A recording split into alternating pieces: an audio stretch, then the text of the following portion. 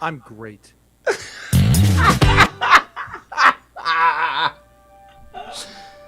No, that's the wrong. That's somebody else's. Here it is.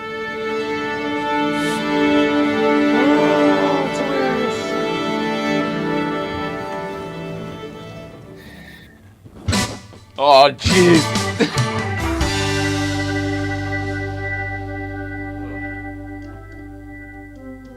We'll get this one of these days. Here's this for you. That's for you. This is what I meant to do. There's that. I'm just doing some unpacking. Don't mind me. Just getting essentially happy with everybody. And oh, we need lights too. Hello. Hello. Yeah, this is the stuff. We're going to do it all without a microphone tonight, too. We'll bring this over. All right, good evening. Piece of cake. Thursday, October 19th, 2023 is the date. It's 5:01 in the evening. If you don't know by now what day it is, I don't know why we say that every time. I guess it's because people watch it and listen to it later, and then, oh, this is what was happening. This is what happened. October 19th, 2023. April. I miss the news with Mrs. Ryan. Does anybody here remember the old days, the original show? Here, let's see if we still have it going on here. What's going on, Mrs. Ryan? Mrs. Ryan 111. That was a long time ago. That's a few screen names away. Yeah. How you doing? Not good? Not great. Your attitude has been stellar lately, even though everything else is booked. It's all I can try to do. Multiple sclerosis, if you didn't know, if you're a first-time viewer, what is this thing, you're wondering? Multiple sclerosis is the ailment that we struggle with. You wouldn't know it by looking at her. She's adorable. But I actually turned the camera on for our co-guys over here. Let's say hello to them right now before we get any further. We've got Mike up in Canada. We've got Darren in Cincinnati. Darren, how do you sound this evening? I think, well, I don't know. I think I look pretty good, but how do I sound? You look great, and your new mic sounds beautiful. Thank you. Well, I hated the way my camera looked in my office, and then I apologized because I have a rabbit in a cage right next door, and he was acting like an asshole the whole time. Just banging on his... Like, rabbits aren't supposed to make any noise, and he's just banging on the cage, and I'm, like, squirting him with my water gun. Like, shut up. And so if you notice me occasionally doing that, I was like throwing food at him, trying to get him to shut the hell up. We thought it was a kid or a dog or something. No, I moved into another room. It's completely rabbit-proof tonight. All right, well, host of the Irritable Dad Syndrome podcast, Darren M. Cox, also joining us all the way up in Canada, host of the Letterman podcast. It's the show of hosts, ladies and gentlemen, Mr. Mike Chisholm. Hey, Mike. Greetings, everyone. I am excited for what will unveil itself tonight and turn into an internet program. Wow. That's a good point, because it's not one yet, right? Well, it remains to be seen, I suppose. All right.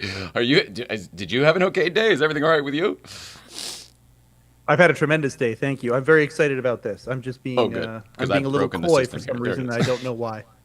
Oh, good. You are dialed up again. Are you straight in from your daytime job? Straight in from the daytime job, and then when we're done here, straight back out to the daytime job. I'm to the evening job. I'm going back to the office after this tonight. So yes, I'm a little. Oh my gosh! I'm a little dulled up.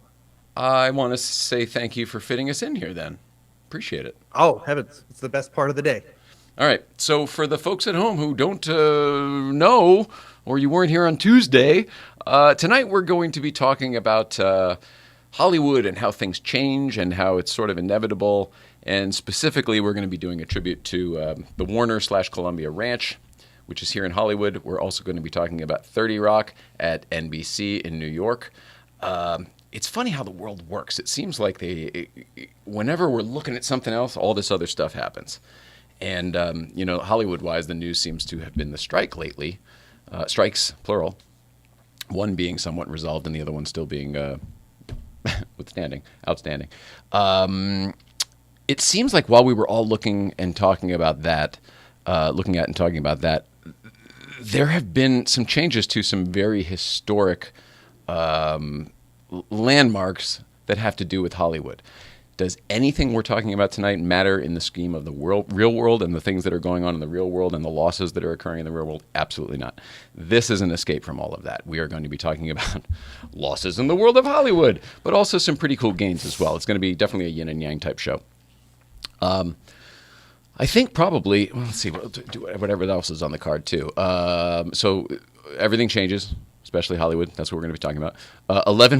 iPhone 11 Pro or newer. If you happen to have one and you don't need it, it's in a drawer, you're not using it for some reason, please send it in to us. We have a use for it. It'll become a camera in one of our shows, and whoever sends it in becomes a camera operator on one of our shows.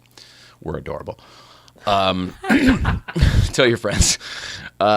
So we need a new iPhone. Thanks to Hank. Thanks to Will in the past, who's donated an iPhone, although Will's, I think, was the last one to go, and I just put his label on the new phone. So, but thanks to Will in the past, and Hank in the past, and Hank currently as well. Somebody else, if you would like your name on a camera in this little studio, that's how you do it. Send us a camera. Okay, and Second Chance Theater. If you weren't here on Tuesday, holy moly, did we talk about Second Chance Theater. We did the movie The Birdcage, and we had a great time talking about it with Mike, because Mike is a fan of The Birdcage. Mike, I think that both of us, neither one of us, acknowledge that it's a Mike Nichols film, which is, it automatically gets some street credit by just being done by him. Somehow that escaped discussion on Tuesday, but it doesn't change anything that my feelings or anything else I said on Tuesday. What else did he do? Well, probably most notably, the Mrs. Robinson, You're Trying to Seduce Me. What's the name of that one? The Graduate. The Graduate. But many others too. Guys, maybe you know. Well, Nichols and May. Oh, Yeah. hello, of the comedy team, Nichols and May. Yeah. Remember Kathy Ladman was here, and she was like, "You don't know Nichols and May. You have to know Nichols and May." And you're like, "Oh, I'm going to do all my homework and research." And then your MS took over. Yeah, then I can't remember shit anyway, so I stopped trying. By the way, Nichols and May put together by Jack Rollins. Oh, is that true? Look It at is. you. You have become quite the historian, haven't you? Well, That's very cool. There's a reason I've been actually boning up on my Jack Rollins knowledge, which I can't really talk about on a camera, but I have been immersed in Jack Rollins' history recently. He's dead, though, right? And what's that? Is he alive or dead? Jack Rollins passed away at just after he turned 100 a few years ago. A few years ago, okay. Mm-hmm. So your guest is not Jack Rollins, most likely. I got The guest will not be Jack Rollins, and it's not even a guest. It's actually something else that might be happening, which I cannot wait to tell you about off when the recorder is off. Awesome. I think I'm I still was trying to so figure out bummed your... that I missed out on this Birdcage chat. I'm waiting to pick up my son from marching band, and I'm watching this, and I'm feverishly sending in all this shit about the Birdcage. I love the Birdcage, and I'm disagreeing with literally almost everything you're saying. And I'm just like, Sorry, that's all right. it's okay. You're allowed to have your opinion. But my thing with the Birdcage was, for like the first time in I don't know how long, it's comedy where someone is funnier than Robin Williams, and that was Nathan Lane.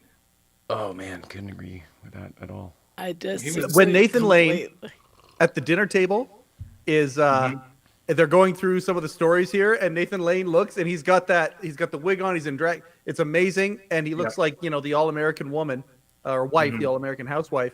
And then he goes, Mrs. Doubtfire. He looks like What? Mrs. Doubtfire. yeah, and then he goes, what?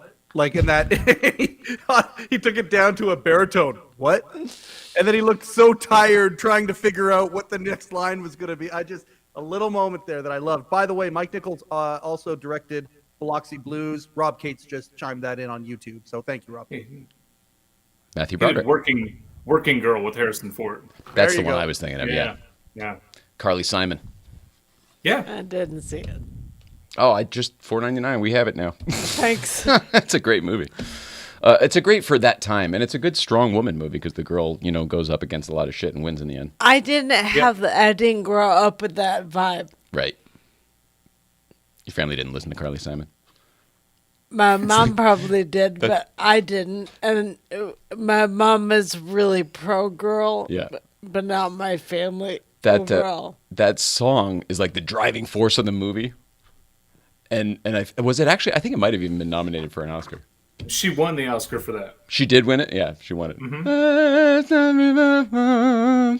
heard that song Oh my so God, you many sound just times. like her. It's uncanny. It's identical, right? Wow. Did you hear me do Outcast the other night? That was great. No. I missed that. You missed a hell of a show on Tuesday. Well, We have been having so much fun. One last thing. Gene Hackman in drag just showed so much growth, and that's all I'm going to say. Awful. We're going to move on. You're pointing out all the parts that we looked at and we go, oh, this is unwatchable. Unwatchable. I go, do they think that this is a win? I don't understand. If the goal was just to get Gene Hackman in drag and, yep, we did it, then okay, great. But otherwise, he's not doing a good job. He's just kind of being Gene. I don't know, whatever. The Couldn't do it. feeling I was left with was So forced. like, wow, no one knew what gay was then. And I think, What? Maybe up in Rochester. no, my uncle was gay, so I knew. Oh, that's but, right. like, that movie seemed like an introduction of homosexuality to people that didn't know what it was, and that it was not flamboyant all the time. I know what you're saying. My aunts were are gay too, and were then, I guess. And they weren't like that either. But the subject, the focus matter from this one happens to be from Miami, where it's like a little more flamboyant, and they got the club, their show. It's a. Not only are we gay, we're also show people. Now, There's show a people, lot show happening. people like theater geeks and stuff. We're already pretty freaking flamboyant and feely, little feely. That's why Mike and I are friends. We're a little feely. That's right. Not touchy-feely, just feely. We feel a little too I much, know. you know? I'm seeing a lot of similarities to people I liked working with in the past. With them With you and Mike. and them. Yeah. She worked with some pretty famous people. I'll I'll take it. take that. Not all of them talented. were ones and zeros people. Some of them had heart and feelings. Most of the people you worked weren't ones and zeros people. Most of the people you worked with were real, authentic, Yes. cut through the bullshit type people. We just watched that Chris Rock movie. This is not a movie I'd recommend because it's really not great, but the story is great and the power is great, and it must have cost a fortune. Do you guys remember by the way, we will eventually get to everything on the agenda, but in the meantime, we're just shooting the shit. Head of State, Chris Rock, Bernie Mac. I did not see 2003. it. Yeah. I wouldn't think you Nope. would. What's that supposed to mean? I don't know anybody who had. Oh, yeah, I see what you're saying. Nice. Yeah, thanks. Wasn't saying that, I'll tell you that. I don't know anybody who's seen it. Me either. Out here. And the cast is very expensive. And this was 2003 when a lot of these people who are expensive were really expensive. Tons of locations, tons of music clearances. The music in it is ridiculous. Anyway, why the hell did I start talking about that? Oh, the authenticity. Chris Rock in that, it was all about cutting down the bullshit of politics and just like a comedian and cutting through and getting straight to the people. Yeah. And that's what he's really good at, is distilling things down to the basics. And The we essence. he and I always got along because we saw through all the crap that people tried to get away with. Selly stuff, like salesy stuff. And he just looked at me and I knew to shut things down. Shut it down. That has become my new favorite. Because I say it a lot now. We don't have time or energy to deal with other people's bullshit with where you're at now. If we want to take care of you, there's no room for the other stuff. Nope. You want the air conditioning on? I do. Boys, take it away. Hey, okay. If he's going to do that, I have a pile of Reese's peanut butter cups in front of me. Oh, shut up. And I would it. like to talk Breaker. about why I have this pile of Reese's peanut butter cups in front of me. Why? First off, we have the Halloween candy at the house. Wait, And, they do my Halloween wife- in Canada? In Canada, yes, we do. It's Um, On and there's no September maple 8th. syrup in these ones, but there are in other ones. But I took 5 Reese peanut butter cups out of bag of Halloween candy that is assorted candy. It's got like Twix and M&Ms and Snickers and all of that. Sounds I like all took winners. 5 Reese peanut butter cups out and I stacked them up here because I love them. I love Reese peanut butter cups. And I took the packaging from them and put them into Candace's garbage, the trash, right on top. So this is a simultaneous prank / enjoyment for me because I'm eating like 4 or 5 of these while we have a beautiful discourse. And she's going to come home and she's going to look in the trash and go, "Did you just fish out 5 Reese peanut butter cups out of the Halloween candy?" And it's going to drive her nuts. And I just enjoy sharing that. I have a Right question. now, I feel kind of proud of myself. Things are funny in Canada. I know. It's an So, easy room I up in have a- Canada, that's for sure. So you said you put the Reese's cup wrappers in Candace's garbage. Do you guys have separate garbage? She has a trash can in her office that she has for her okay. office. That she does all Okay. her changed stuff in, and I went and put them on top of the trash Okay. in there. Because I've heard Yeah. about separate bathrooms and that type of thing. I didn't know. We use the same bathroom, most of the time. Gotcha. Does she have is she having memory issues? Is she going to think at some point, "Oh my God, when did I eat these 5 or 6 these?" That would be bonus points if that happens. That would be fantastic. Because we could actually, we would run into that if I played that trick on her. She'd go, "When the hell did I eat all those Cliff Bars or whatever?" I'm pretty Yeah. good with sweet food. Oh, you would know.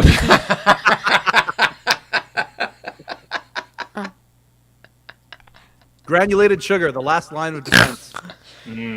It's the worst thing for the me, worst and thing. what I never let myself eat before, and now it's like, who cares?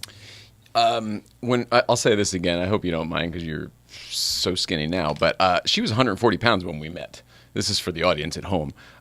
She's like 100 now. Okay. She was never overweight. I would never have ever said that about you. But you were, a solid individual, and I can't imagine that you would just sit there and hawk down candy at where you. I don't know. I feel like now you've got plenty of room. Now it's fine, but I was at the gym and running around literally all the time. Like, I couldn't eat anything. But I snuck Well, look, M&M's at photo shoots when they had them out. The truth comes out at the end, except for M&M's, which of course were always at photo shoots. Always at photo They shoots. were, because the famous people that had to be cute didn't eat for weeks before shoots so they could be thin, and they loved having candy. Peanut M&M's. Yeah, the peanut ones gave a little bit of energy. Yeah. And then there's me, who was really muscular but like loved eating, Super muscular. so it was great. Yeah, you worked out several times, a couple times a day, often, but many times a week. All right. Do we want to? Do we do the niceties? 20 minutes in. Are we Sure. Are we all warmed up? I feel good. How does Canada and Cincinnati feel? We're good to go. Well, this is going to be. Did I do all the stuff on the blue card? All right, that's the next question. Second. Oh no, I didn't at all. All right, so I wanted to tell you about Second Chance Theater. Instead, we. Sorry. Here's another sidebar. Before we get to that, I haven't watched one of these shows back in I don't know how long. We on this show we all kind of talked about maybe I should watch the Rainn Wilson one back. Haven't done it. We did, however, for the purposes of I'm hosting another show and they're paying me money to do it, I said, all right, it's time to get some current focus data. How much do you hate yourself based on current events versus yesterday? So what we did yesterday is we watched, I had this meeting I had to take, and then right before it, we watched the episode of our show from Tuesday. It was just the three of us, Mike. I mean, do you have a pretty good recall of that episode? I feel like I do. Yeah, I do too, but it wasn't the same watching it. Do you ever watch these back? Not like anybody has time for it. I watched some of these back, but I do watch the Letterman podcast back. sometimes. Most episodes I'll watch back at least once. So But you're less than 100 episodes in. I think we did that too for probably almost the first 100. Well, you won't do that forever. The ironic thing about the Letterman podcast is I was for 5 years waiting for the Letterman podcast to come out, and the irony of irony is I'm hosting the darn thing, but the people are so compelling. Like, I'll go back and listen to episodes of some of like Conan's episodes or some of the podcasts that I really like. And so I have gone back and listened to some of the Tom Greason stuff. I could listen to his stories all day. So that's kind of ironic that I'm listening to my own show, but it's the show that I always wanted to be a fan of. I see your point. Yeah. You're also pretty good about asking the question, shutting up until they're done talking, like proper old school interview. You're better about that. Mine's a little conversational. They'll say something, I boop-a-da-bop-a-da-boo. You're like you're really more, you're better at it, really, I think is what it comes down to. I think whatever that is, it's more palatable because then you don't have to listen to yourself as much. Well, I'll talk for sometimes I'll ask a question that takes like 45 seconds to ask it because I'll ask like 4 questions. And then I shut up, and that's at least the goal. Early on, that didn't happen, but it's gotten to that point now. Thank God. You get better, right? Yeah, it's pretty cool to be a fan of your own show, though. I think that's hard to do. I think that takes a lot of work to get there. I don't think it's uppity. I think it's a really good thing. I think you need to be confident in the product you're creating if you're going to be pushing it out. Yeah, well, I cringe at myself, but I get fascinated by the guest. So it's like it cancels itself out, and the fascination always wins because I love these people. Like they're all becoming friends. Yeah. All right. Second Chance Theater. We did The Birdcage. Now, for next week, it's another movie I don't like, and you all do. Something About Mary. Something About Mary? Is that what it's called? Yeah, Something About Mary. There's something about. For a long time, it was forgetting. Was it Forgetting Sarah Marshall and Forgetting Sarah Mary? Some people, maybe just me, doesn't matter. Something About Mary. There's Something About Mary. If you're looking it up alphabetically, it's under the T's for There's Something About Mary. Not a fan. Not a fan. Previously, I saw this movie in the theater when I didn't think I would like it from the trailer. And somebody I knew at the time, and this would have been like 99, I'm guessing, 98, 99. Actually, this is interesting. This will lead into some Letterman talk in a few minutes. I guess Chapel.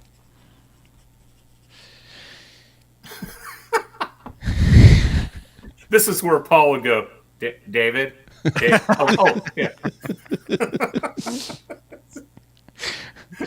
It's gonna come around. Jay, over here.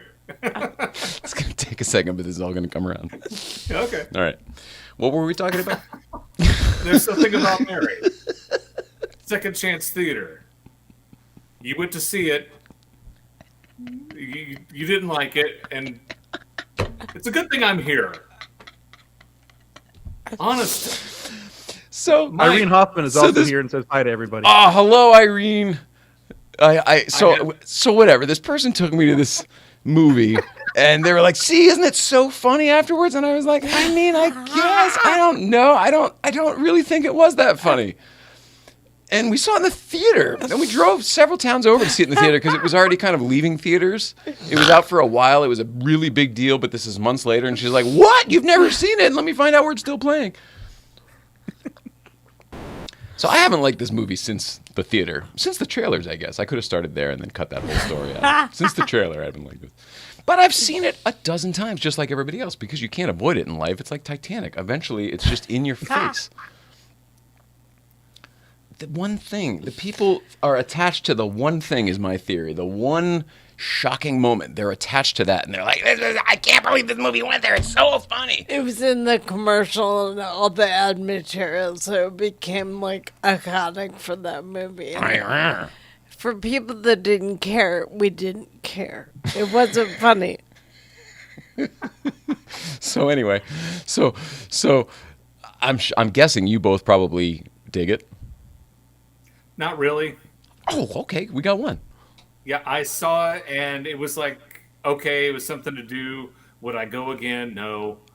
You know, the I think the best part about the movie was on the soundtrack. I mean, "Build Me Up, Buttercup" is an amazing song, and you leave with that song still stuck in your head. Yep. But "Mary's Prayer" by Meet Danny Wilson is an amazing song, Yeah. and you know they landed those two songs in the movie.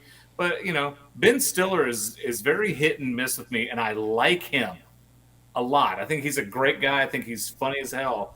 His movies, not so much. I couldn't stand Zoolander. We think we figured this out the other day, but I hesitate. Should we do it now, or maybe talk about it on Tuesday when we come back after having seen it again? But we have a theory based on what did we just watch? It was Dodgeball and something else, and we realized, oh my gosh, that's what it is. Maybe it was Dodgeball, and we thought about Zoolander as well. Do you like Dodgeball? No. Yeah, same thing. Okay, so, but there are Ben Stiller movies you like. I would even say I'm a Ben Stiller fan, just not based on these popular ones. So what we figured out is we like Ben Stiller, the neurotic, character guy, the real Ben Stiller who does Fockers and a lot of movies, Polly, all those movies. The characters, whenever he does a character like something that would have been on the old Ben Stiller show, we are immediately out. The authenticity is gone, and even if it's good or funny, we're like, it's not palatable. If he's not spearheading it, it doesn't feel right to me. Anytime he's got a mustache like this, I'm out. Yep. Just got the bike done. Just finished the bike. I think Tropic Thunder was his best. Yeah, Tropic Thunder was awesome. Shit. All right, that's on the list. That will be on the list. Oh, okay. No, I mean to put on Second Chance Theater. I was Forrest Gump over here. I was on the island of Kauai when they were shooting it. Total coincidence. Staying at the same hotel. All total coincidence. And thought, oh, this is going to be great. It'll be like a movie I can really sink my teeth into. And we don't like that movie even a little bit. We think it's terrible. Gump? No, love Forrest Gump. Tropic Thunder. I was like, okay. No, I'm Forrest Gump over here because I find myself into all of these ridiculously amazing scenarios. We're talking about Tropic Thunder. Were you there when they filmed it? I was. Why? Just on vacation for the 4th of July on Kauai? I called the hotel. I'm close. Yeah. No, I meant it was just such a stupid, like, why do I have all those? The truth is I should not tell these things every time they come up, but it feels weird not to. Yes, but I was solidifying how weird you are by the fact that I called that one random place in that one island in Hawaii.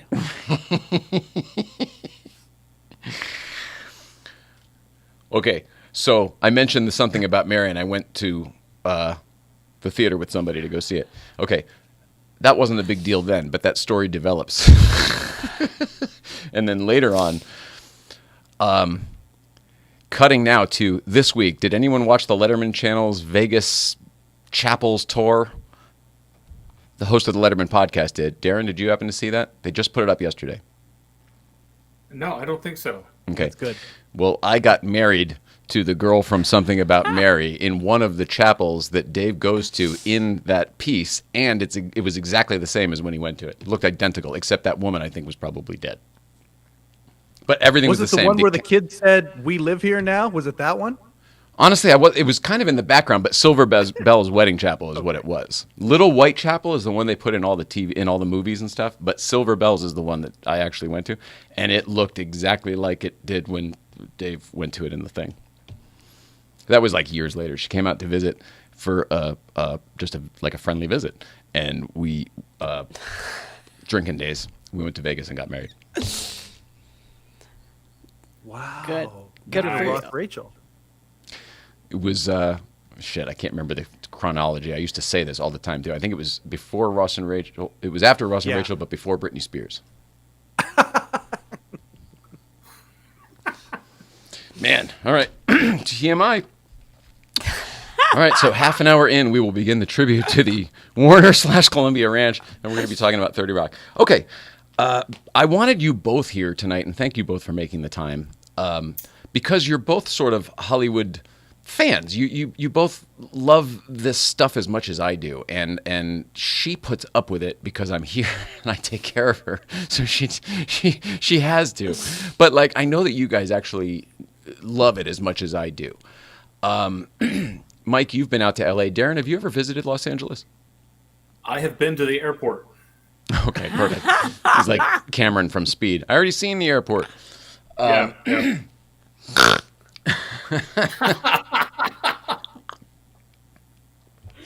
Alan Ruck, by the way, Cameron from Ferris Bueller. Yes. Which his dad killed him, right?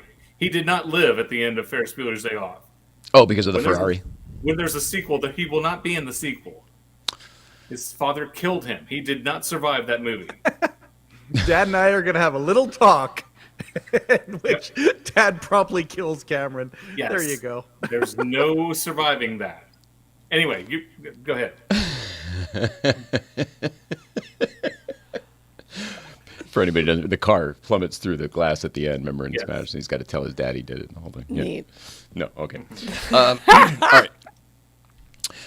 I asked if you've ever been here, mainly because sometimes these things are more special if you've seen them in person, like being on the Universal tour or going to Warner Brothers or one of those types of things. When you think of 50s and 60s television, Darren, what shows do you think of? Oh goodness, there's Hazel, Dennis the Menace. There's all the westerns, and you got all the classic black and white cop shows. And Good. I mean, the '50s was amazing, but I Love Lucy. Great, And yeah, the sure. the Dick Van Dyke Show. You're nailing awesome ones. The first two you mentioned happened to be right on point because they were filmed on the Columbia/Warner. I'm going to just call it the Columbia Ranch because that's what it was way back then. Mm-hmm. This is a piece of property that has been around, I guess, about 100 years or so. But every TV show or movie, it seems like, was filmed there. It was a little neighborhood, and it had a little town green, and it had a little fountain and a little New York street, which was the opening of Friends, when they're sitting by the fountain with all the umbrellas and the chairs and all that stuff, and the cityscape is behind them. That's there. Bewitched is a show I thought you might mention because it was from that same time frame. I Dream of Jeannie from the same time frame as Dennis the Menace. The Waltons.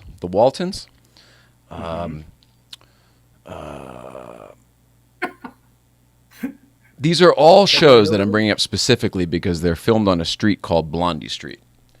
And when we get to more contemporary movies and TV shows, I feel like Mike will then jump in. Mike, how about Christmas Vacation? You a fan? Oh, absolutely. Same Merry here. Christmas. Holy shit. Love that. What about Lethal Weapon? Yeah. Love 1 Lethal and 2. Weapon. Me too. All right, so let me make sure that this Was is Beverly on here. Hillbillies one of those shows? I think that might have been done at Paramount. I can't remember where that was done. But it could have been done here as well. It's definitely the same time frame, you're right. Irene Hoffman is she's so sad. She goes, saw the entire street, and she said, a Oh, bunch of don't times. say it yet. She goes, okay, yep, We're getting there. okay. In the meantime, I want to show you what it used to look like first so we can have a frame of reference here, if that makes sense. Does that make sense? Anybody? Yes. Okay, good. Thanks. All right. Now, does this work? Mike, should we tell the story that Steve Young told us about the Waltons? Yeah, you should. Wow, so that's what it used to look like. This is, if I were to zoom in here, this building here with the double chimneys is actually the Griswold house, and we'll show it from another angle as well. But just my to give you an God. idea of I where can we see it are. already. And this would be the Lethal Weapon house, Danny Glover's Okay. house. Yeah. This over here would be the Bewitched house. Remember the show Life Goes On? That's over here. Gremlins, the movie Gremlins, the house is over here. In fact, okay. do you remember the YMCA swimming pool scene from Gremlins? Yes. Okay, Gorgeous. well, that was actually, they built a structure around this pool right here, outdoors, and that's the pool the indoor pool from Gremlins. And they lit the All hell the out of things it. multiply, yeah. So this is actually the YMCA. They built it around that pool. Beyond that, this is also the Griswold's backyard. This is the same pool that Cousin Eddie's going to jump into. It's supposed to be over here, but as you see, there is no backyard to the actual Griswold house. Down here, this is the gas station from Gremlins. Anyway, Irene these things. just said Blondie Dagwood. Yes, exactly. This is Blondie Street. You're exactly right, buddy. Over here is the fountain, and these are the backdrop that's Friends. This is the Gremlins house here. The Waltons, I believe, is covered over here. Oh, Partridge Family was here as well. Mm-hmm. All things have to change. All things come to an end. It was announced a couple years ago that there was going to be a big real estate deal done here in Los Angeles.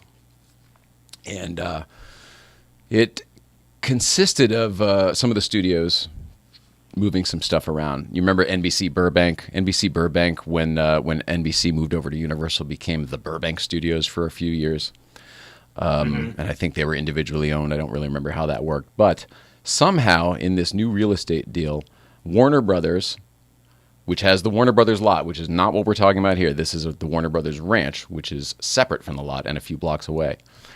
It was announced that in a deal, Warner Brothers would be getting rid of the Paramount Ranch in a swap. The Warner Brothers Ranch. God damn it, this gets confusing. In a swap for NBC Burbank, what used to be NBC Burbank. So essentially, Warner Brothers will now be Warner Brothers. Warner Brothers will also be NBC Burbank, and the Warner Ranch, which used to be Warner Brothers, and this is where it gets sad, would be destroyed. Nope. That's a lot. Destroyed to be completely razed to be made way for sound stages, which Warner Brothers would then lease back. Nope. It sucks. Nope. They should make it they should give it historical status. Yes, absolutely. Totally agree with you. Give me a moment here while I pull up some other stuff. That's just a nice overview picture, but let's get to some others. And there's a great Facebook group that I found, and I want to give them a shout out here if I can find it again. Has anybody ever flown overseas and then when you come back into this great United States of ours, you land in Los Angeles? Because my wife and I, we went to Australia for a honeymoon, and on our way back on the plane, they were talking about when you land in Los Angeles, and there was like this film that they showed. Oh, and no kidding. It's like, our view of America to foreigners is the home of Hollywood and motion pictures. And then there was, Clint Eastwood and this person and Doris Day and Meryl Streep and all these actors and Sidney Poitier and just years and years and years and years of historical certificates around the world. And it's right here in America. And when you land in Los Angeles, you were coming and you were seeing that part of history. I love that. Was this a while ago? This was Libby and I got married 22 years ago. So okay, a couple years ago. All right, but still, I mean, that's kind of a neat. It's been a minute. That's what the kids say. It's been a minute.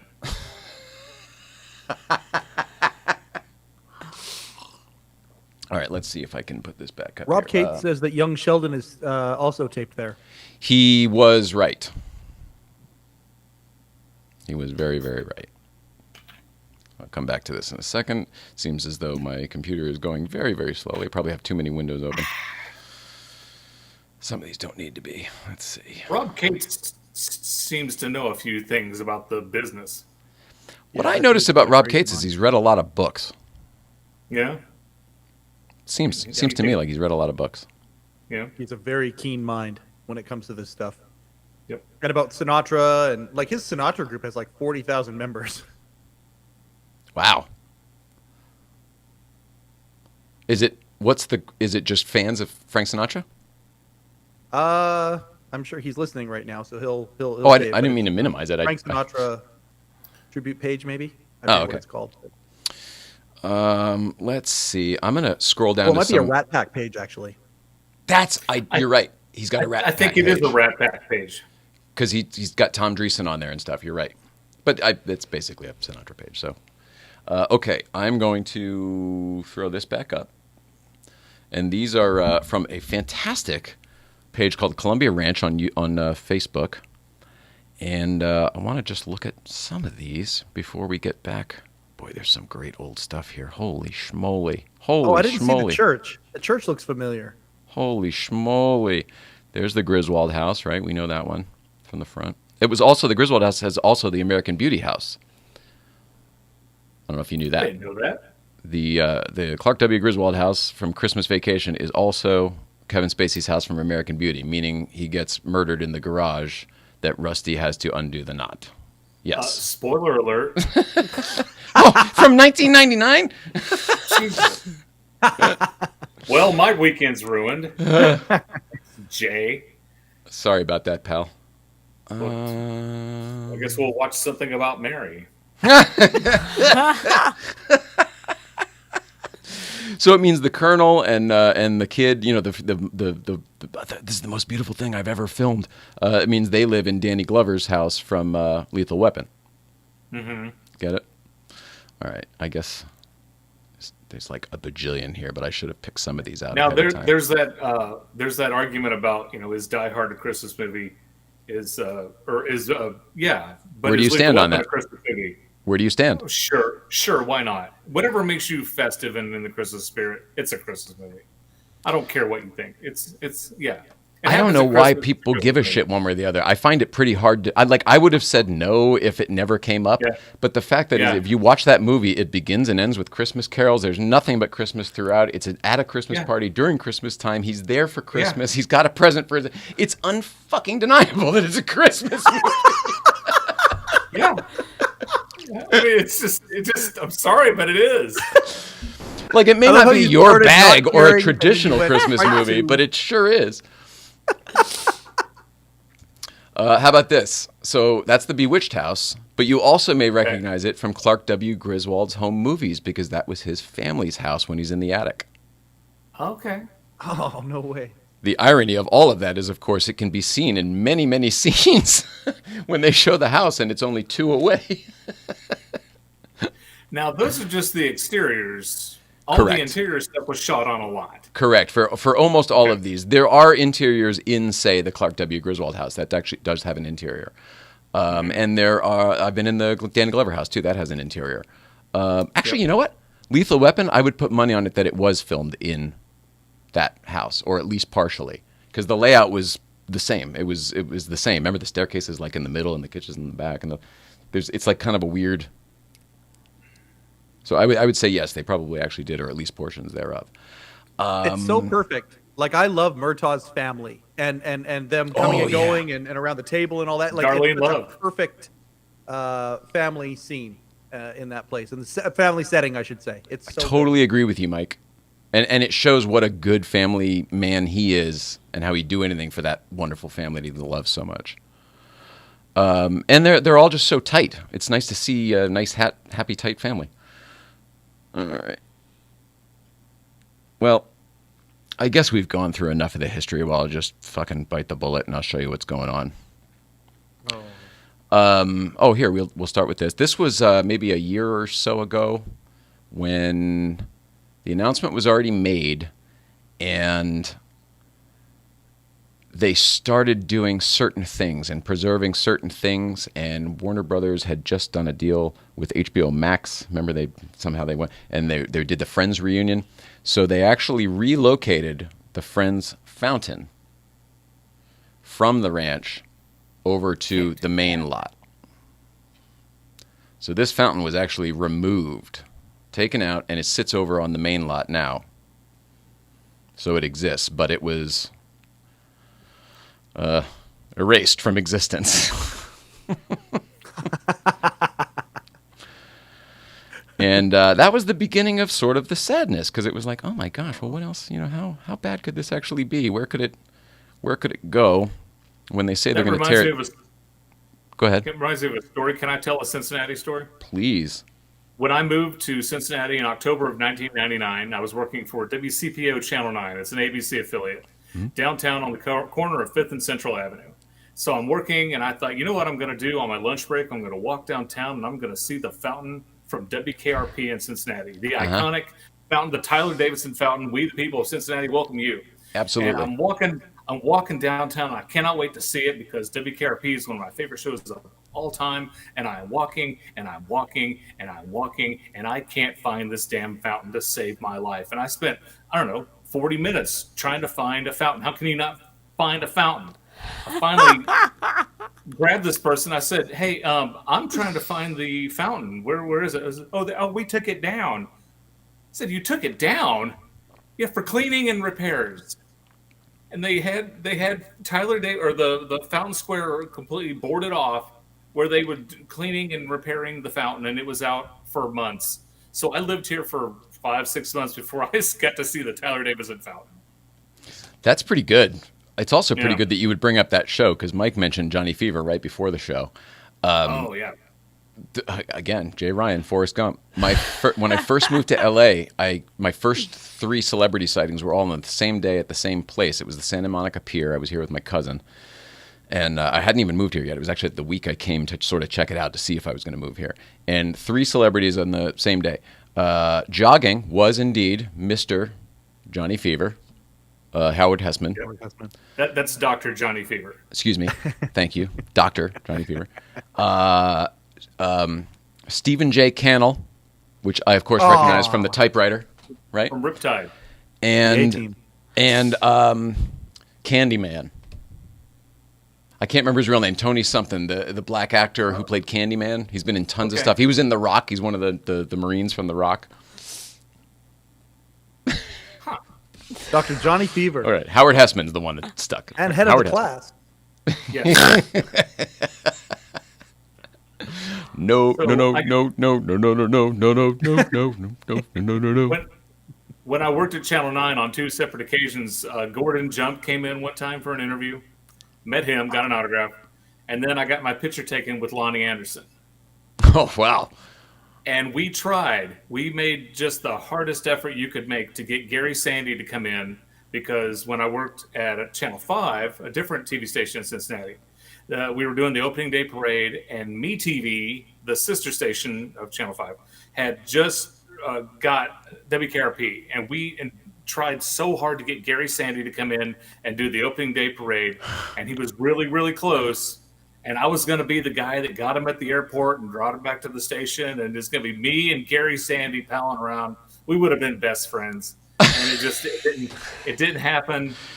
And I was like, there'd be the 3rd person from KRP I would have met. That's hilarious. Yeah.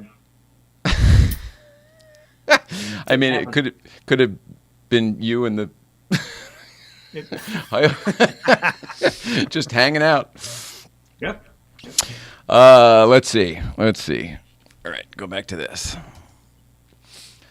This is look at all these beautiful mature trees. Like it really became like a little small town America. All these trees were planted, for movies and TV shows, but they've all grown to be this beautiful little ecology.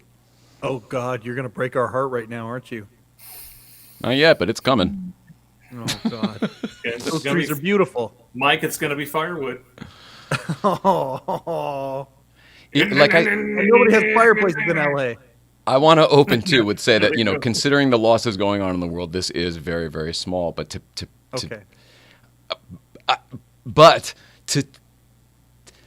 when she and I were talking about this, I kind of figured it out. I don't care about a whole heck of a lot in this entire world except some special people to me that I really, really care about a lot, and some geographical locations that for some reason mean stuff to me. I have connections to them. This was one of those locations. Kauai is one of those locations where we got married. All right, I'm trying to get back up here to the top, or at least to more recent stuff.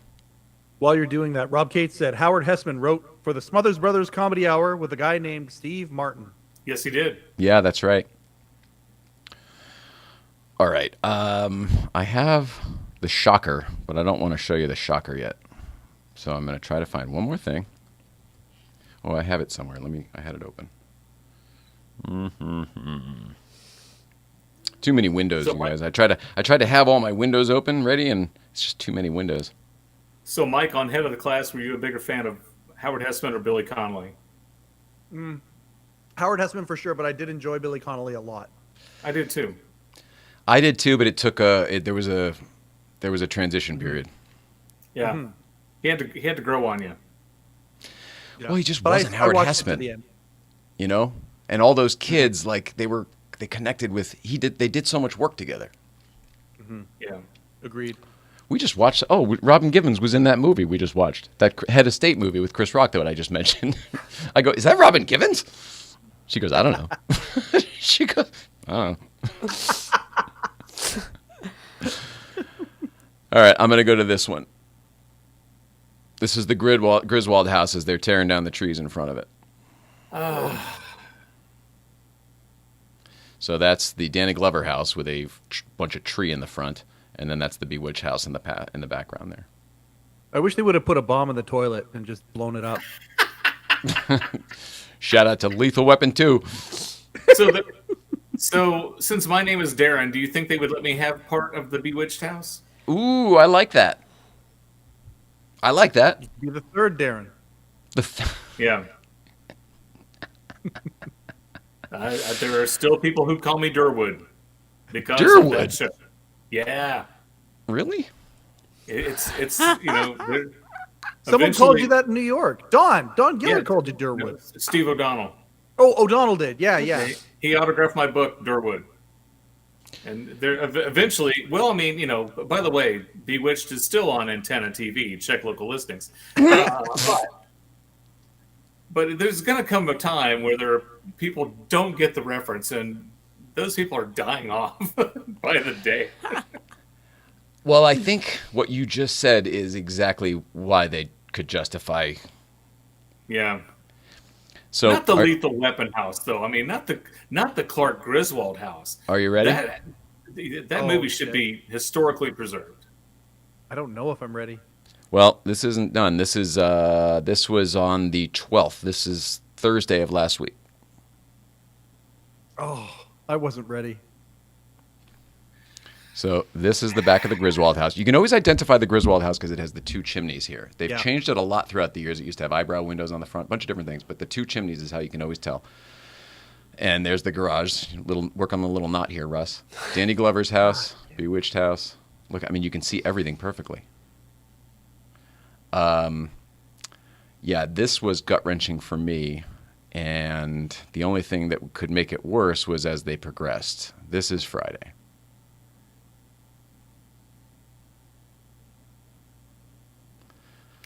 Oh. So the pool's gone. These structures are gone. All of the support structures. At this point, the Griswold house was still standing. Danny Glover's house was still standing. Bewitched house was still standing, and so on and so forth. But you can see that when they said they were going to raise the lot, I mean, they're bringing it down to dirt. There's no same footprint. I mean, it will literally be erased. Now, here are some very strange videos to watch. Whoopsie daisy. I don't know how to get this big. How do we do this? Somebody help. There we go. That's what she said.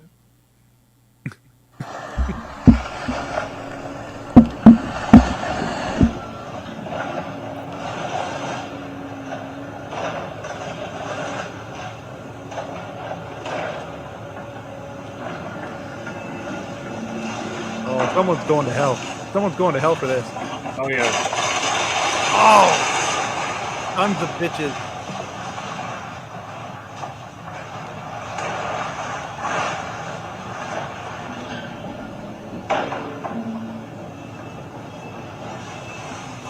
I feel like Charlton Heston at the end of Planet of the Apes right now. I was going to say the same damn thing. Oh. Why?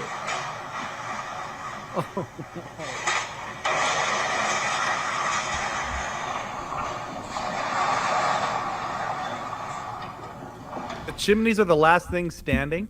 I think you get the idea there. Oh. So was Don Giller there getting stuff out of the trash? Hilarious. This is the back of the Danny Glover house.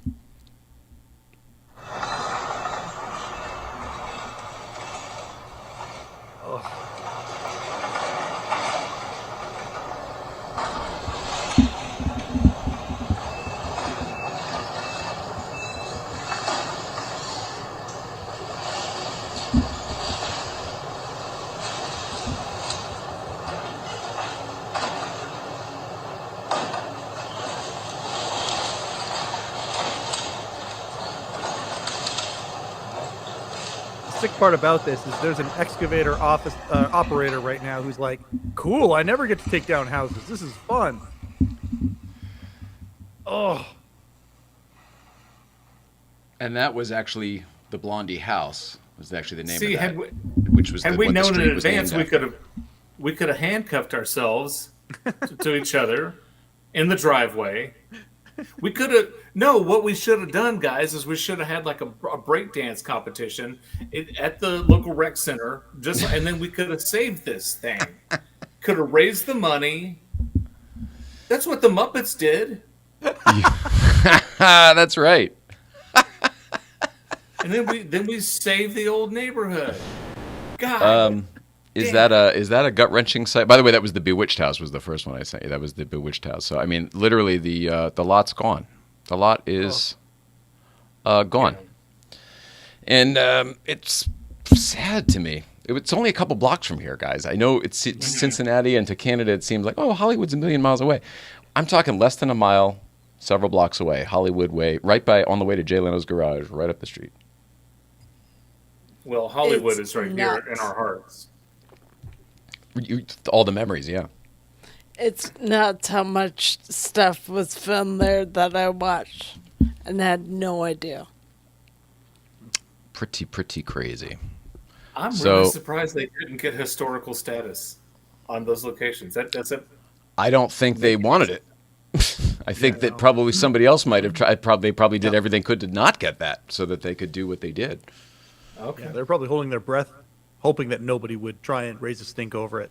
Yeah, right. It's corporate decisions at this point. There is no sentimentality when it's corporate decisions like that. They invited a lot of I don't know if they invited or how it worked out, but a lot of the YouTube bloggers, vloggers like the Daily Woo, and do you know some of those guys that have huge channels, millions and millions of followers? They invited them out to do one last tour when it was still active, and they were filming young Sheldon there and a few others still actively. So there are a lot of video archives of people who did tours, a month or so before they tore it down. But the sheer goneness of it, I don't think I was ready for. I thought, okay, well, they're going to tear stuff down, but I don't know what I expected. Every time I've seen that, I'm surprised every time because I don't believe it's gone. That's the Since weird part. So many things that I know and watch over and over, and that's part of it. And I don't, in my head, put it together that that's gone. Right. Until we drive by and see for ourselves that all of the trees and everything's gone. It's like, it doesn't make sense. No. So RIP to the Warner Ranch. I mean, it's a weird one to me. I can't believe it. I'm so scared about what you're going to say about 30 Rock now that this is the episode. Well, here's the thing. It's a yin and yang, I said, right? So this is the negative. This is the bad one.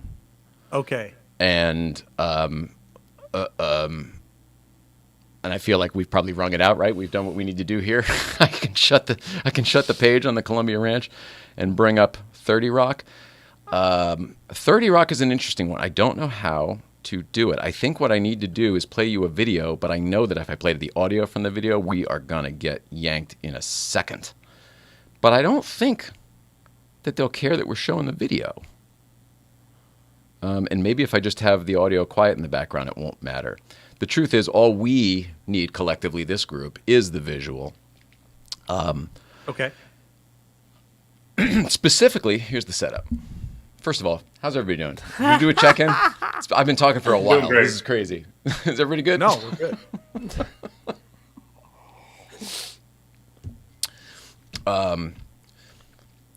A longtime friend of ours. You have known this person for probably decades. You and Bob Reed. I don't know how many years. 15 years? 20 years? 20, I'd say. Bob Reed has been a guest on this show. Bob Reed has been a friend of hers forever, friend of ours for a long time. He is a booker, producer at, used to be The Tonight Show with Jay Leno back in the day, but he's worked on many, many shows. He's worked with, did some, I think the Netflix Letterman show or the Norm Macdonald show. He did something along those lines. And very specifically, he currently works on the Kelly Clarkson show. Kelly Clarkson show has been done out here in Los Angeles since its inception. But it was announced at the end of last year that they were going to move the show to New York, and specifically into 30 Rock. I thought about this, and I thought, I don't know how they're going to do it. They're probably going to have to use 8H and then double up like they used to do with other shows when I used to work there, because the Kelly Clarkson show is a big show. It's not a small little studio show. It's big. She does musical numbers. Shortly thereafter, it was announced that she would be taking over Studio 6A. Holy ground for me. It's where I started. Oh. It's where I started my interest for this stuff. It's where I started my actual work in this television stuff. Conan, back in the day. And it's been a lot of shows since Conan. It was Dr. Oz last time we were there. Remember that? Remember that? We were at the Tonight Show for some reason across the hall at Jimmy, and we went across. I said, let me just take you around and we'll go. It was Dr. Oz. I went there for the Tonight Show. Yeah. Was there all the time, and no one ever wanted to say what that was. It's hilarious. But it was Marty Short had a show with Maya Rudolph, Marty and Maya and Marty. Yep. That was in there. That short-lived Megyn Kelly show, that was in there. Like a lot of shows have sort of popped in and popped out, popped in and popped out, popped in and popped out. And they have done such a recalibration on Studio 6A that I can't even describe it. I am dying to go check it out because I need to understand what they changed and how they did what they did. The Kelly Clarkson's first episode in Studio 6A was on Monday, and I'm going to play for you her opening, and I'll probably try to do it without music. All right? Or at least I'll turn it down.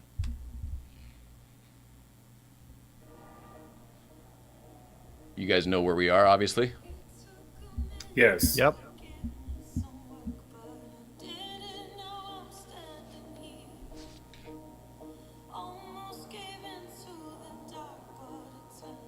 Is this the opening every show, or is this just the first opening? This is actually a music video for her new song. Okay.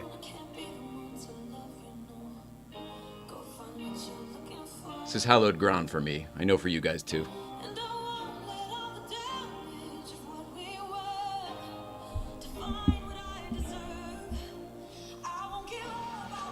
If you've ever been there, this is all Yep. the real stuff. Does it show the ceilings or any of the Art Deco stuff? It's beautiful in there. It's absolutely beautiful. Lester Holt.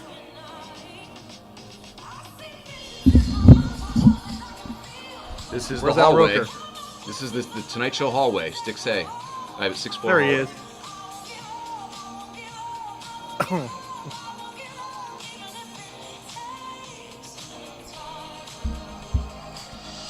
Man. Get ready.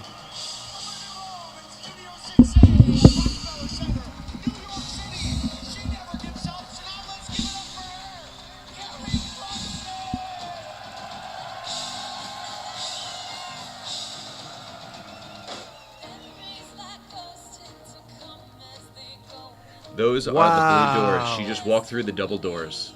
They have oriented the entire studio sideways. Oh, that is crazy looking. You're now looking where late night used to be. Yeah. Those doors that she walked in were the ones that led out to Live at 5, right? You're exactly right. Boy, they went deep back into the theater. They went to every wall.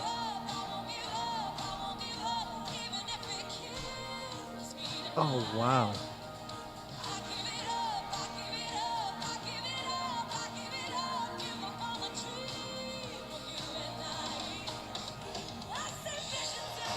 Irene just said that they played this in the cab for her on the way into the city from the airport. Oh, that's There's kind a- of like in what the video Darren in was the cab. saying. So Darren, yes, they do still do that. Yeah. So I used to work right up there. That's it's so weird. It's trippy. Yeah, I was in that theater studio one time to see Conan O'Brien. What year? 96. Ooh, Jay was there. I might have been there, buddy. Yeah.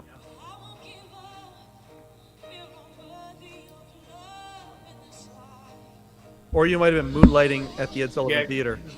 Guess that night where Jay Might Jay have been both. Thomas- You jerk. Sorry, Darren, I stepped on you. Who were the No, guests? you're fine. Guess that night where Jay Thomas, who was promoting Mr. Holland's Opus, and Amy Mann, and a Cincinnati local Jerry Springer came out and did his books on tape segment. The funny thing is, I don't remember any individual. I'll have to see stuff, and I'll be like, "Oh yeah, that's right, I was there for that. I completely forgot." Okay, so that is what it looks like. But real quick, she talks about the transformation, and they play a quick video. So I'm gonna go back to it. Here we go. Mm-hmm.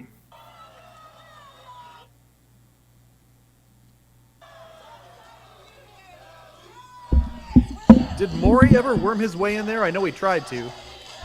No. Thank you so much. Welcome to the Kelly Clarkson Show, everybody. All right. How do we speed this up a little bit here? Is Andy Cohen her full-time announcer or just for today? I think it was just today. Our show again. Gotcha. And in our new home, we are so excited. This is such an iconic building, 30 Rockefeller Center. I cannot believe we got to not only move here. Every time I see that, I want to go dud Such dud a blessing. dud dud dud dud You know, dud to dud celebrate dud. our doors, everybody, Here, watch to this. the people who open your doors, the doormen and women of New York. Give it up. Oh, sorry, my bad. I'm trying to watch Kelly. Is it our season premiere? That's a good shot. That's a good shot from where I used to sit. So basically, the audience used to be over here, and the show looks used so to be over big. here. It looks huge, right? Because they did it SNL style. They gave it like a Wow. mezzanine, and then the audience isn't using all of this floor space. If those are the double doors, the audience used to come to here, So where did Paul sit before? right about here, but on the floor, not up here 20 feet in the air like this guy. Wow. In fact, he was almost directly across from the double doors. Yeah. Like almost directly Oh, across wow. was his organ stand. Oh, that's Which means bonkers. Dave was over here and the bookshelves over there. It's pretty crazy. Also, our salute to all of y'all. Speaking of All y'all. hardworking men and women, though, I also want to take a moment to salute the slew of people here at 30 Rock who hustled around the clock to get our studio ready for today. This legendary space used to be home to David Letterman and Conan O'Brien. Back in those days, the stage and audience were in different places, so the effort it took to make what you're seeing today was nothing short of a miracle and incredible. Yep. Who looks good? All right, there you go. I wonder if Dave and Conan have pictures hung in that studio now. Because Dave's picture was hung in Conan's studio. Yeah. Depending on when you were there, Dave, when the show first started, there were 4 hosts' pictures on the wall, and it was the obvious ones. It was Johnny and Dave, and then Steve and Jack. Yeah. When you went, was it still the yellow Lorne Michaels office type set with the burgundy carpet, or was it already the sort of modern-esque checkerboard purple and blue? Everything was tufted. Everything was padded and tufted. Okay. I don't know what tufted means. I think A is the choice I'm going to go with. There was one that was like a yellow. I feel like 96 it would have been that. Yeah. No, that 96 is when they changed it, so that's why I was curious. Yeah. Oh. Okay. Well, I was there January of 96. So Oh, well, there you go. Go Mike's got it. go to setinterior.com and check it out. Mike, the truth is, if it was January of 96, I would have been dealing with my dad, and I wouldn't have been at either of those places during that time. It was March 96 is when I popped back in the Ed Sullivan Theater.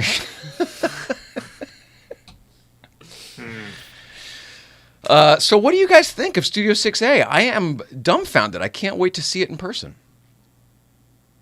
I think it's beautiful. Yeah. it's obviously gorgeous. I'm curious because when Conan left and Fallon took over the old space that Johnny used to be in, they did an incredible reorganization of that studio. And I'm curious because it's a More twin. than that. It's It was a more than twin that. to that studio, right? Yeah, there's more to it than that. Okay. When Fallon came in 2009 for late night, he did Yes. indeed, like you said, take over 6B, which was news at the time. Live at 5 back in the day, but Live way at back 5. in the day, it was Johnny's studio. Jack Parr's as well back in the day. He was only had that show for 5 years, right? Remember the Jay Leno 5 years when Jay Leno got the Tonight Show back for 5 years, and then you remember the whole story, right? Everybody remembers that. Late shift yeah. 2. All right, from the top. So you see Dave and Jay.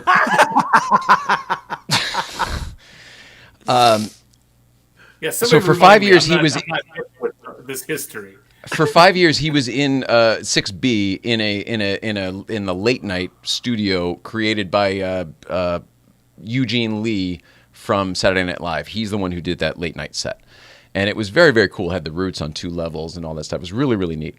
At the end of the 5 years or whatever, he was going to get the Tonight Show. There was all sorts of talk of what would happen, where are they going to go, how are they going to make the big show bigger, and there were talks about combining 6B and 8G.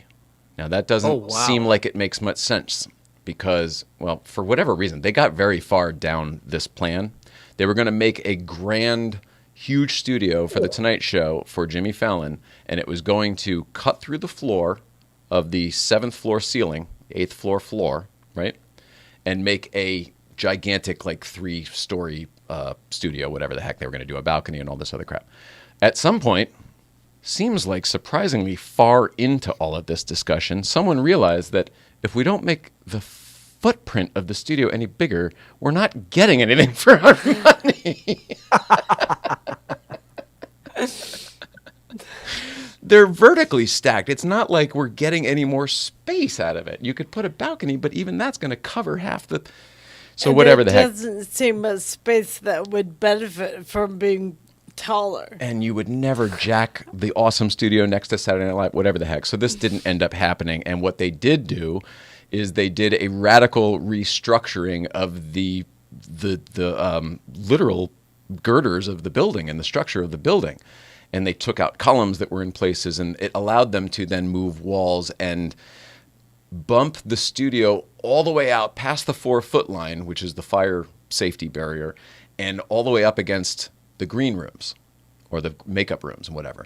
There used to be a barrier if you watch any of the old shows when they go into Live at 5. There's like you walk into the studio and then you're in the set. They got rid of all of that and went straight up to the wall everywhere. And that's how they got the Tonight Show studio they have today. But Jimmy needed a place to go while they built this studio. So they replicated the late night studio designed by Eugene Lee in 6B. They replicated it. I mean, they fucking replicated it across the hall in 6A. Is that what you were talking about, Mike? Yeah. And so for a beat, there was a very, very bizarro world where you could go onto the 6th floor of NBC 30 Rock and go right into the Tonight Show set, or go left into the Tonight Show set, or it was the late night set at the time, but into the Jimmy Fallon late night set, or left into the late night set. And they were identical. And, only for a hot minute while they started tearing the other one down. It's trippy to think about, though. I feel like there's so Shit. many other ways you could have gone. Like, it's such an expensive... I don't know. I guess it's kind of a flex, right? A pretty big flex. Yeah, sure. All right. Too much of me talking. Sure. So everything changes. Everything changes. 2 places that in the world of entertainment are extremely important to me have undergone massive changes in the last couple months. Really big, huge changes. Yeah, one's gone and one's something else. So I wanted to share it, and I wanted to put it somewhere. Broadcasting out of 30 Rock. Say it again?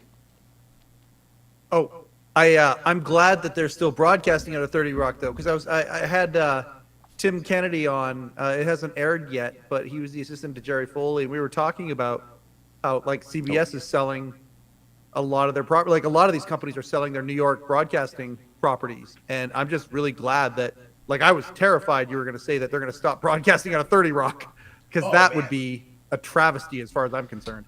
Yeah, no, thank God it's not that. Yeah, I mean, we talked about that on this show. I mean, it was TV City first, and then Radford, and then Black Rock, and then the Studio Center. I mean, I don't know if CBS owns oh, you mentioned the Ed Sullivan Theater. They still have, theoretically. They do, yeah, and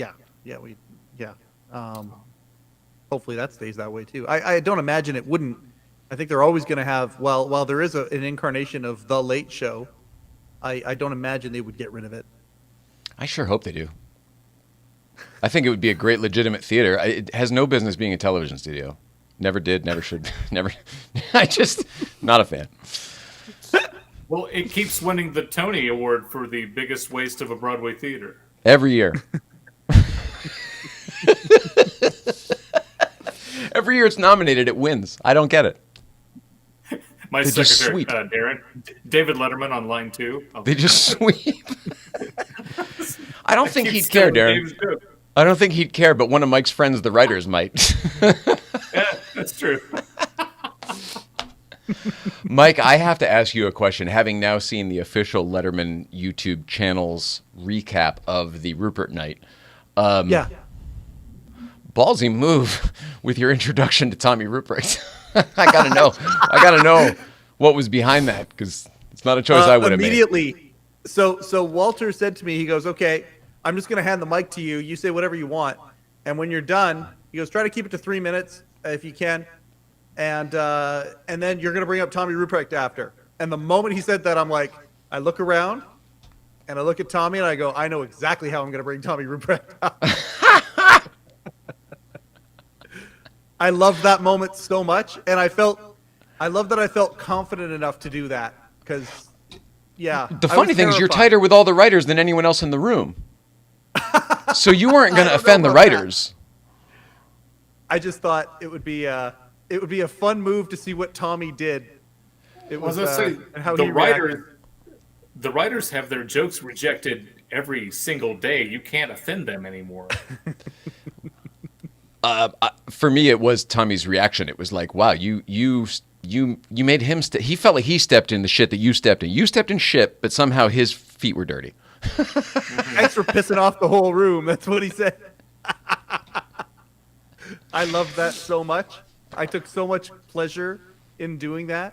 It was also a blow off too, because I was so scared. Like, I was terrified, because on my left, who I was standing beside the whole time was Rob Burnett.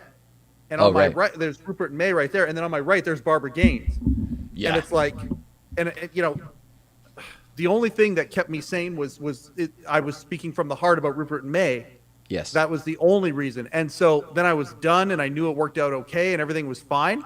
And I was like, okay, I'm going to have a little fun now. And that was fun for me. Like, you can see it on my face that it was mischievous, and I just loved doing that. It was gleeful. Yeah. So awesome. All right, Vegas and Chapel Tour, we got that off there. I did that. What's new in the studio? Oh, we decorated for Halloween. Here, let's see. Let's see if I can turn this on. Oh, let's see if I can get this. Is it this? There we go. Let's see. Yep, there we go. Whoop, no, hang on. Oh, wait, maybe it's... Oh, yeah. No, hang on, maybe it's this one. Oh, there's another one. Oh, Where's the dancing waters? I know, the prancing. These are prancing lights. Fluids. Oh, there we go. I like that. There we go. Your mom sent us a care package with maple syrup and a pumpkin candle, which broke, so I threw that out. And then some. She sent some Halloween lights. Put them on the desk here. Awesome. Jay, you mentioned Vegas. If I may, Tuesday, the next episode of Irritable Dad Syndrome, we had already mentioned that I was in New York for Rupert's party, and my co-host Mike was in Vegas to see you two at the Sphere. Ooh. So that was part one. We've got part two of this episode where we talk about all the extracurricular stuff that happened in New York and Vegas, and it turns out they're the same place. Just about 30 degrees difference in temperature. But the things Mike saw in Vegas and the things I saw in New York, oh my Lord. Oh, I see your point.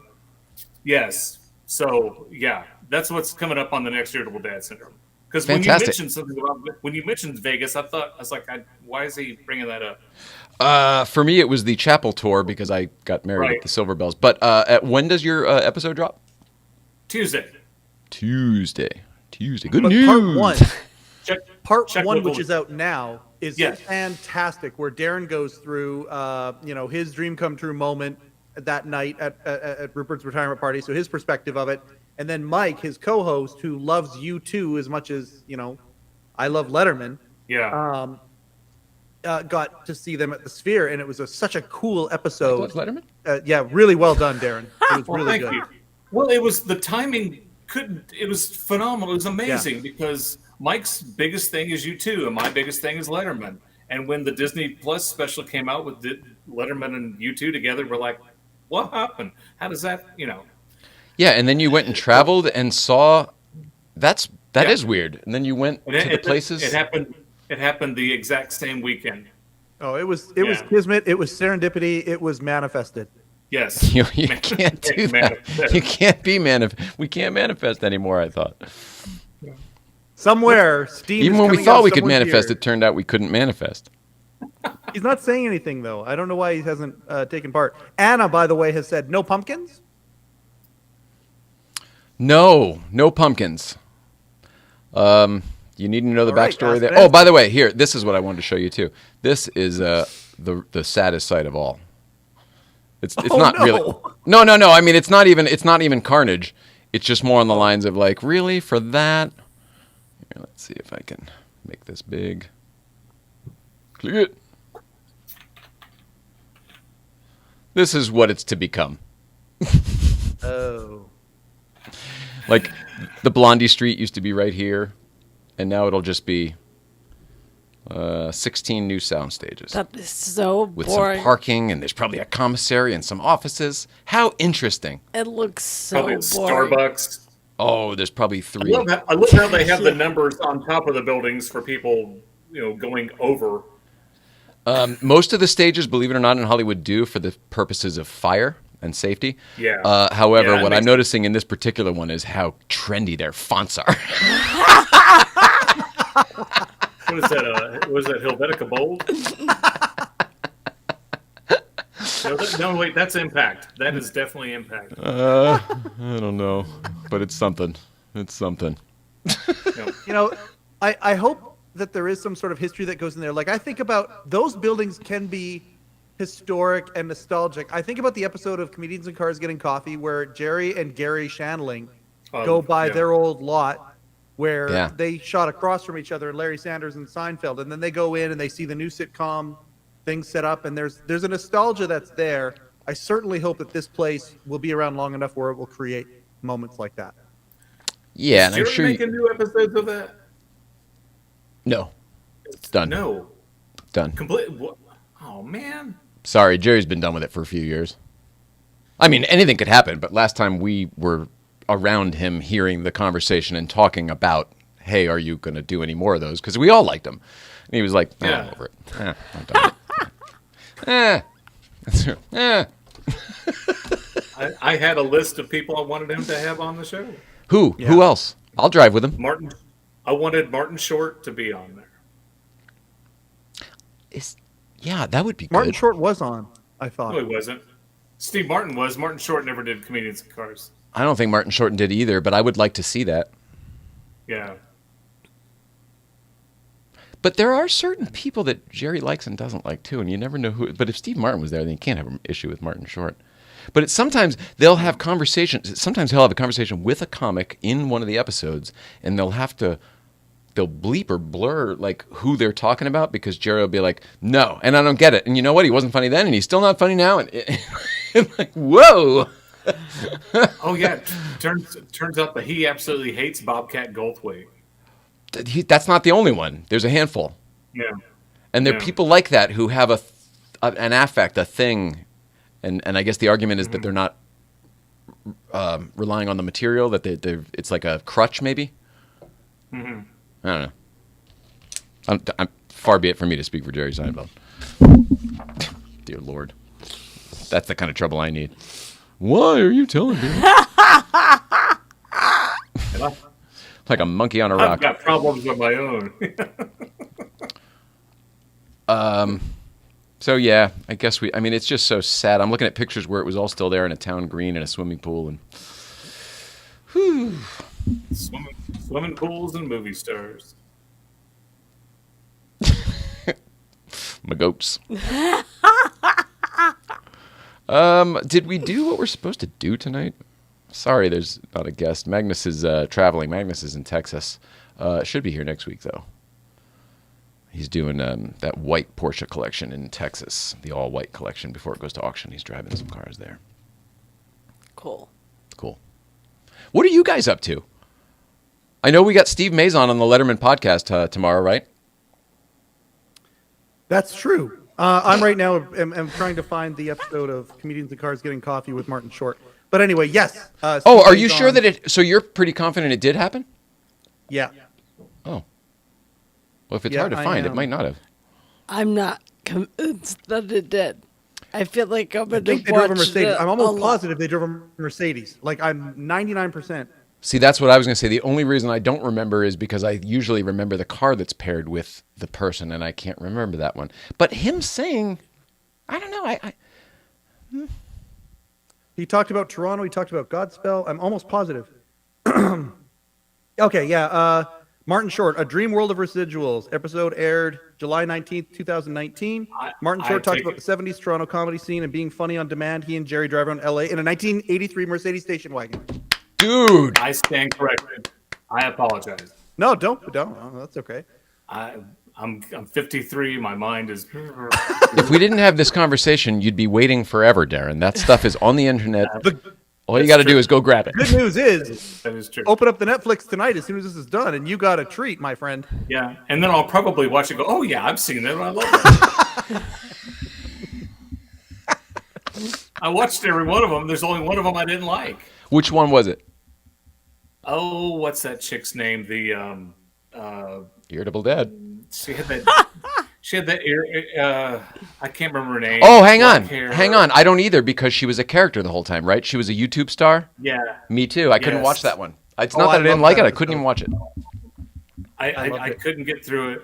And then the only other episode was what was the guy from the Quentin Tarantino movie? Christoph He Waltz? won- You didn't Christoph like that one? Waltz. Here's the No. thing. That one was so good, but you just have to get into the discomfort of I it. just wanted to smack him. He's sitting there scoffing at these pancakes. But you have to. I thought the same And I'm thing, like, but there's some subtlety going on. He's shut actually your being mouth. comedic. No, he wasn't. And then Yes, they're he in a was. canoe? He was being comedic. He goes, so what do you think? And he goes, I was wondering what it was that I ever did to you. I didn't get it. I did not get it. I'll tell you a funny story on that one. The exterior they show of the IHOP is not the IHOP they're at. And I looked up this IHOP we used to do a thing where I'd bring her to movie locations or film, whatever the heck. I'd just surprise her. Hey, you don't know where we're going. We're going to get coffee. And I'd bring her to something from some place, the diner from Mad Men. In this case, it was the diner from whatever this show. And when we got to the location, I go, well, this isn't fucking it. It's not even close. It's in a strip mall. This is ridiculous. It can't possibly be. And we're like, well, we're here. I mean, we drove an hour. Like, why wouldn't we just go do it? So we went in and we sat and we're fine. I mean, everything's fine. They're friendly enough. And I'm kind of just like still, like, why the hell did I feel stupid. Why did I drag you all the way over here to this place?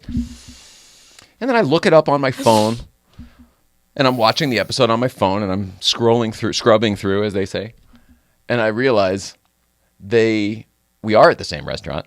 They used a screen grab of another restaurant when they mentioned IHOP. They just popped it up, and it was like Arrested Development. It was like just some other place.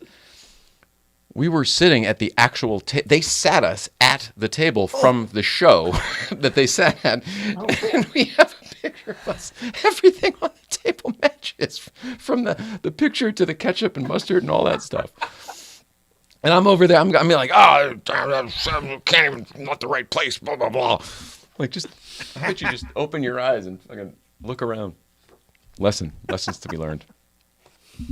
Yeah, I still can't remember the girl's name, but Oh, She had Mike a knows because he Netflix liked it. show. Mike knows. I know. I'm trying to remember her name. Irene just chimed in and said she loved that episode too. I loved it, and I loved at the very end when she was out of character for, 30 seconds, and she's like, "Okay, yeah," and I do this and this and this, and now, and then she took her makeup off, and she said, "And now she's gone," and I love that. You guys like Mr. Rogers? Love Mr. Rogers. Remember Mr. Rogers? Mis- Mr. Rogers was Yeah, keen and on that- authenticity. He was keen on keeping honest with his viewers because they were Yeah. children, right? He didn't want to lie to children. So Yep. when Big Bird's on, Big Bird is going to be on Mr. Rogers. Yep. He goes, "Oh, this is amazing. We're gonna have you come into the living room. We'll take the big head off. We'll show the kids how it all works." And Carol Spiney,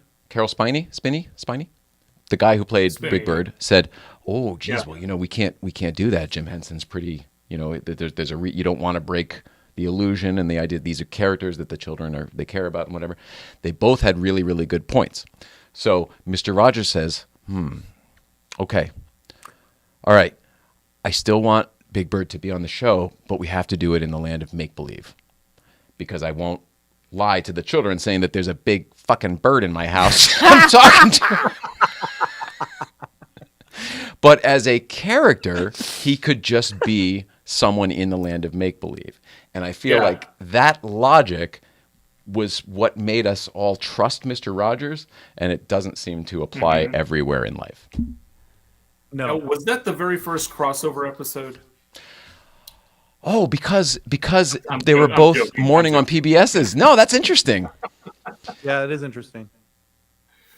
I think of and the other side of this is when things do go wrong is when you pull the curtain back and it's a little too much. They got a lot of letters when the actress who played the Wicked Witch of the West came Yeah. in full makeup or maybe she was out of makeup and they put the makeup on, or she was in makeup and they took it off. Either way, they broke the illusion for the kids, but the kids were still really scared about all of it, and they got a lot of letters of like, no more haunted houses. No more haunted houses on Mr. Rogers.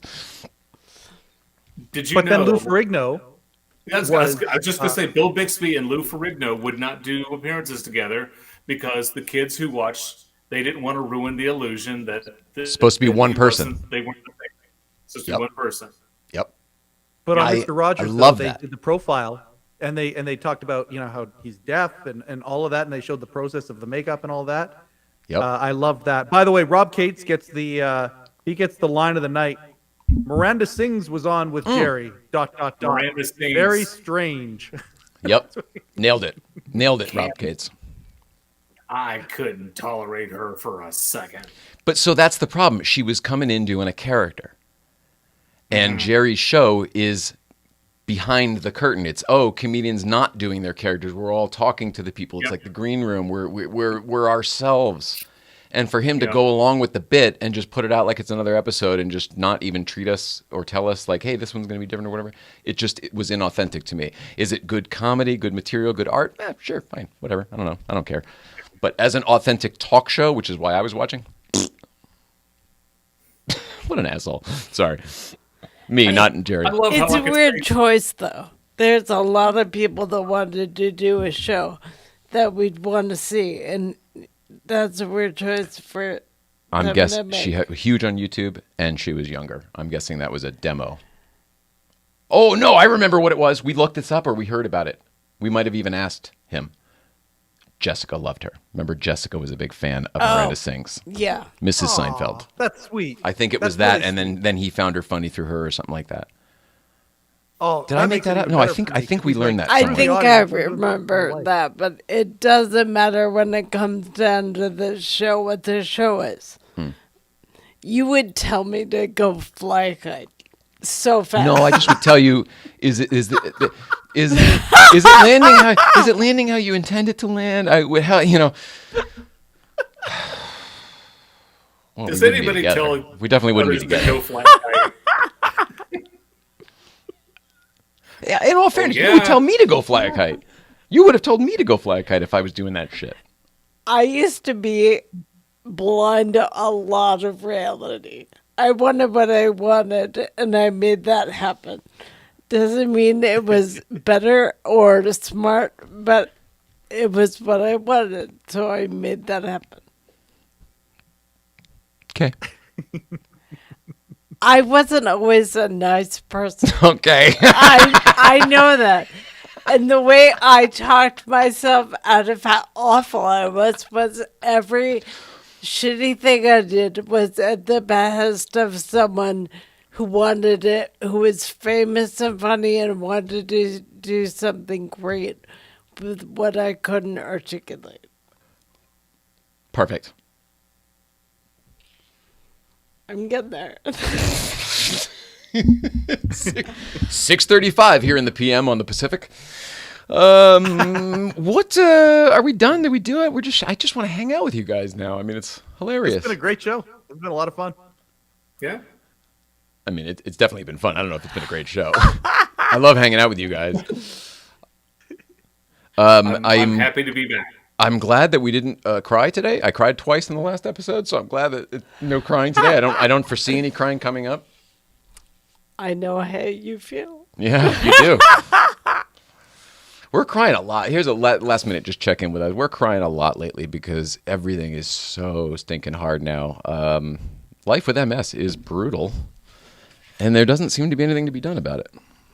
And that is doubly brutal. There is. We're just not with people I think that can help me up, medically speaking. Thank you for tuning into Late Night Playset. If you like the show, please subscribe and share with your friends. We'd also love to hear from you. So leave us a comment and tell us what you thought of tonight's episode. It really helps us grow our audience and reach more people like you.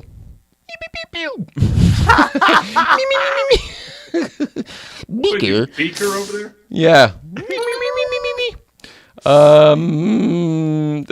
Yeah, and if you want to make a direct contribution, donate to our website, autoimmunityfoundation.org.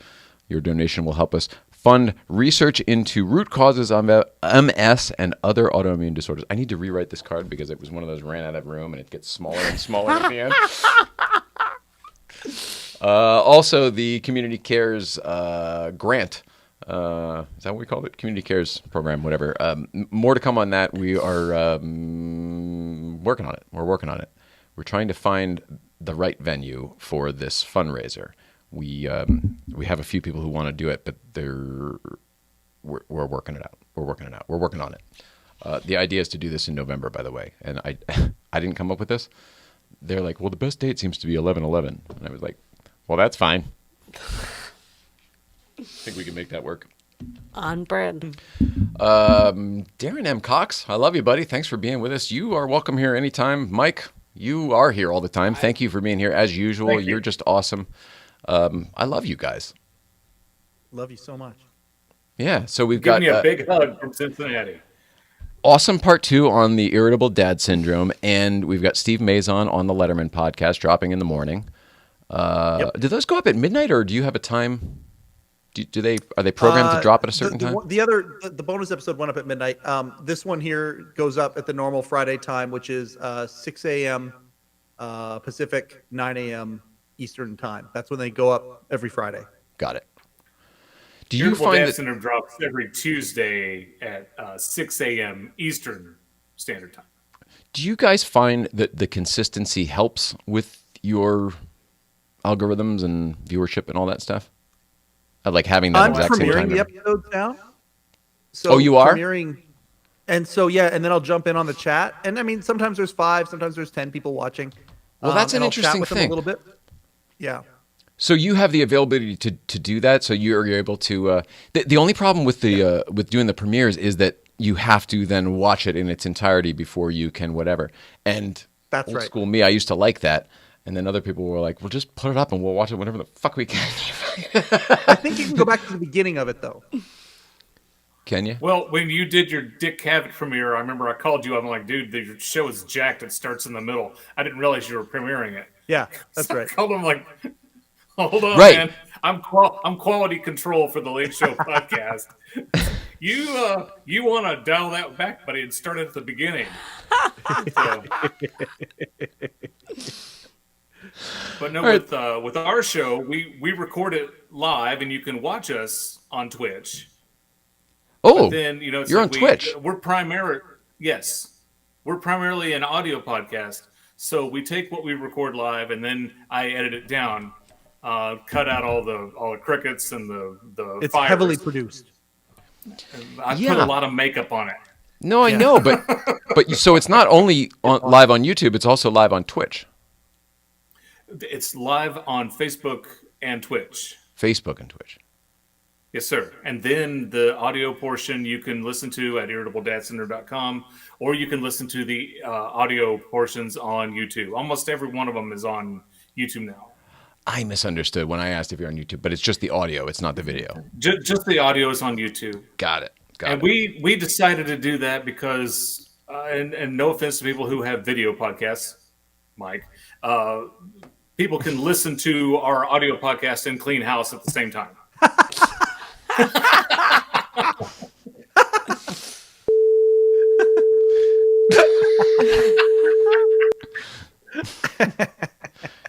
I'm sorry, you were saying? Yeah, I don't know what I was saying. All right. Here's a good note from my mom. She says, Nicole looks great. Didn't see the beginning of the show to hear how she is. We'll watch afterwards. You three guys are hysterical together. Thanks, So Phyllis. the focus data is in. The Phyllis data. If mom likes it, then hell, good to go. Yeah. Yeah, right. That's it. All right. I love everybody. Oh, what are we doing? What are we doing? Hang on. There's more stuff. I got to say goodbye here. Thank you. All right. Follow Letterman Podcast. Follow Irritable Dad Syndrome. I couldn't find on Instagram. Is it not there? Yeah, we're on Instagram. It is there. Oh, okay. Well, then I didn't look very hard. Okay. And it's just Irritable Dad Syndrome. Yeah. All right. Well, I'm going to. And then Twitter's the hard one to find. We're Dad Irritable on Twitter. Oh, I hate Twitter. I'm not. It's not even Twitter No, anymore. I do too. It's not even Twitter anymore. Why we're still on Twitter? Just like us on Twitter, we're Letterman Pod. Letterman Pod. Do you have any people follow you on Twitter? No, but I don't use it very often. I don't either. But one day, The Mythbusters one still day- follow me because that's when I used it last, when we were hanging out with the Mythbusters. I think the people who follow Irritable Dad Syndrome on Twitter are me and Mike Odell, the co-host of Irritable Dad Syndrome. All right, pretty similar there. Anytime I get the retweet, it's by me or Mike. Yeah, I know the feeling there. If we get a comment, it's Rob Cates or someone I know personally. Let's see. So thank you to you guys, Shazam, Mike, and your Darren M. Cox too. Do you have people follow your Darren personal or M. no? On Twitter? I don't Or know. It on- doesn't matter. Stop bringing up Twitter. don't know Nobody that. does Twitter. Twitter is dead. Okay, now I feel like you're mad at me. Get in line. That's apparently a thing I do. I'm sorry. I'm not. If it careful, helps you, dude. I'm not. Okay. he's gonna go tell you to fly a kite. He's going to tell No, me to that- fly one. that- Don't make me turn my desk lights off. Do we need bubbles? Would bubbles help? Bubbles help. Oh, the everything. bubbles. That'll make me feel better. Bubbles help everything. Oh, there we go. Lights and bubbles. Oh, that's the wrong song. I was working in the labs late one night when I behold an eerie sight. What's my mom? That matters. Yeah. Men of a certain age. Right? We all know. We all have the same references. Tomorrow, GVBC, we are up at Plan B. Site B, not Plan B. Site B. We're up at Site B. Probably, I'm going to say, the last week. I'm going to put it out there that we'll be back up at Site A next week. But for tomorrow, Site B, Saturday is the Festival of Automobiles. Remember Sasha and Charging Through Tyler were here talking about that? It's happening Saturday. I don't know if tickets are still available, but go to Festival of Automobiles on Instagram. Sunday, we're off the map.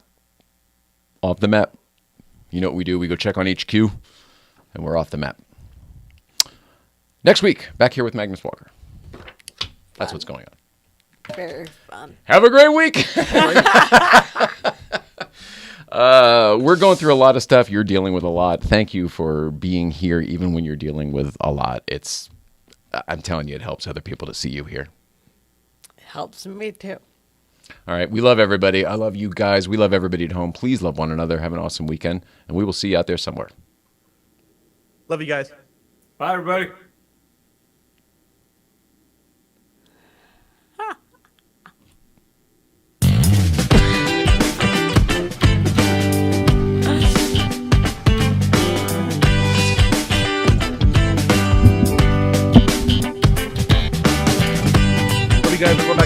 later.